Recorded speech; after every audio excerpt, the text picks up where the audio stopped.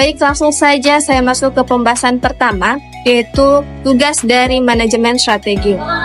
Dalam jurnal strategi analisis menekankan bahwa tugas manajemen strategi adalah untuk memberikan arah jangka panjang dan integrasi lintas fungsional yang diperlukan untuk kesuksesan organisasi di lingkungan yang kompetitif dan dinamis. Dalam jurnal tersebut, ditekankan pentingnya melakukan analisis lingkungan yang mendalam, baik dari sisi eksternal maupun internal, guna merumuskan strategi yang tepat. Manajemen strategi adalah serangkaian proses digunakan oleh organisasi untuk merumuskan, mengimplementasikan, dan mengevaluasi keputusan-keputusan lintas fungsional yang memungkinkan organisasi mencapai tujuan jangka panjangnya. Tugas utama manajemen strategi meliputi yang pertama, analisis lingkungan, perumusan strategi, ketiga, implementasi strategi, keempat, evaluasi dan pengendalian. Adapun tujuan manajemen strategi, yang pertama itu mencapai keunggulan kompetitif, yang kedua mencapai kinerja jangka panjang, yang ketiga menyesuaikan diri dengan perubahan lingkungan, yang keempat pengalokasian sumber daya yang optimal, dan yang kelima mencapai sinergi dalam organisasi. Baik, kita masuk ke materi selanjutnya, yaitu tujuan manajemen strategi. Yang pertama, mencapai keunggulan kompetitif. Tujuan utama dari manajemen strategi adalah membantu organisasi mencapai dan mempertahankan keunggulan dan kompetitif. Hal ini dapat dilakukan melalui strategi yang fokus pada inovasi, efisiensi biaya, atau diversifikasi produk dan layanan. Yang kedua, yaitu mencapai kinerja jangka panjang. Manajemen strategi bertujuan untuk memberikan arah bagi perusahaan agar mampu mencapai pertumbuhan dan probabilitas jangka panjang. Perencanaan strategi yang baik memastikan bahwa perusahaan memiliki visi jangka panjang dan jelas serta cara yang efektif untuk mencapainya. Yang ketiga, menyesuaikan diri dengan perubahan lingkungan. Nah, manajemen strategi juga bertujuan untuk memastikan bahwa perusahaan dapat beradaptasi dengan perubahan lingkungan eksternal seperti perubahan teknologi, peraturan, atau preferensi konsumen. Nah, melalui analisis lingkungan yang berkelanjutan, perusahaan dapat menyesuaikan strateginya untuk tetap relevan dan kompetitif. Baik, materi selanjutnya manfaat manajemen strategi. Manajemen strategis membantu organisasi menetapkan arah yang jelas, meningkatkan kinerja dan beradaptasi terhadap perubahan. Ini memungkinkan penggunaan sumber daya secara efisien, mendorong inovasi dan mengurangi risiko. Selain itu, manajemen strategis meningkatkan koordinasi antar bagian, mendukung pengambilan keputusan dan berbasis data, menciptakan keunggulan kompetitif, serta memotivasi karyawan untuk lebih terlihat dan lebih produktif, yaitu menetapkan arah, memastikan visi misi dan tujuan jelas organisasi, meningkatkan kinerja, mengoptimalkan efisiensi dan efektivitas operasional.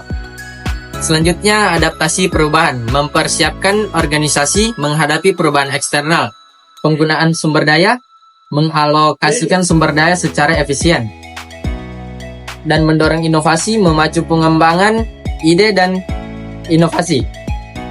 Materi selanjutnya yaitu perbedaan manajemen strategi dengan perencanaan. Para ahli telah menjabarkan perbedaan antara manajemen strategi dan perencanaan. Adapun termasuk beberapa aspek. Yang pertama, definisi dan fokus. Manajemen strategi merupakan proses berkelanjutan yang mencakup analisis strategi, pembuatan strategi, implementasi, dan evaluasi untuk mencapai tujuan jangka panjang organisasi. Hal ini dijelaskan oleh David pada tahun 2009 sebagai seni dan pengetahuan dalam formulasi, implementasi, serta evaluasi keputusan-keputusan lintas fungsional untuk mencapai tujuan. Perencanaan strategi lebih fokus pada pengembangan rencana konkret untuk mencapai tujuan tersebut.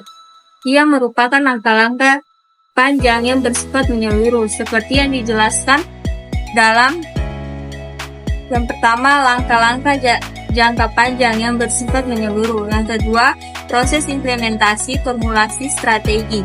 Proses ini memutuskan atas suatu strategi baru, misalnya keputusan untuk melakukan diverifikasi ke barang-barang konsumen merupakan formulasi strategi. Kemudian perencanaan strategi, proses memutuskan bagaimana mengimplementasikan strategi tersebut ini melibatkan langkah-langkah sistematis dalam perencanaan rencana. Strategi tahun dengan prosedur dan jadwal yang ditentukan. Tingkat posisi, manajemen strategi umumnya dibuat oleh manajerial tingkat atas seperti direktur utama, dewan direksi, dan lain-lain. Karena mereka memiliki visi dan misi perusahaan yang jelas dan berwenang untuk membuat keputusan strategi rencana. Diproses oleh manajerial tingkat menengah di bawahan, karena pelaksanaan operasinya nanti akan dilakukan oleh mereka dengan pertimbangan dari berbagai kerja atau apartemen. Materi selanjutnya yaitu konsep perencanaan strategis. Menurut David, proses perencanaan strategis merupakan bagian dari manajemen strategis. Manajemen strategis terdiri dari 3 tahap, yaitu kalkulasi strategi, implementasi strategi, dan evaluasi strategi. Manajemen strategi, menurut Fred R. David, memiliki 3 tahapan besar, yaitu yang pertama, perumusan strategi, di mana pada tahap ini perusahaan dapat melakukan pengembangan pernyataan misi. Kemudian yang kedua yaitu melakukan audit internal dan eksternal. Yang ketiga menetapkan sarana jangka panjang. Dan yang keempat menghasilkan evaluasi dan memilih strategi. Kemudian yang kedua yaitu implementasi strategi, di mana pada tahap ini perusahaan dapat melakukan penetapan kebijakan dan sasaran tahunan. Kemudian mengalokasikan sumber daya yang dimiliki perusahaan untuk melakukan strategi yang telah dipilih pada tahap perumusan strategi. Yang ketiga, evaluasi strategi, di mana pada tahap ini perusahaan dapat melakukan pengukuran dan mengevaluasi hasil dari implementasi strategi. Materi selanjutnya, perbedaan manajemen strategi dengan manajemen secara umum. Yang pertama, manajemen strategi adalah proses perencanaan, pengembangan, dan pelaksanaan strategi yang bertujuan untuk mencapai tujuan jangka panjang suatu organisasi. Ini mencakup analisis lingkungan internal dan eksternal, identifikasi peluang dan ancaman, serta formulasi strategi yang dapat memberikan keunggulan kompetitif. Yang kedua, manajemen secara umum adalah proses perencanaan, pengorganisasian, pengarahan, dan pengendalian sumber daya atau manusia, uang, material, dan informasi untuk mencapai tujuan organisasi secara efisien dan efektif. Manajemen mencakup berbagai aktivitas yang diperlukan untuk memastikan bahwa organisasi berfungsi dengan baik dan dapat mencapai visinya. Perkembangan evolusi manajemen strategi.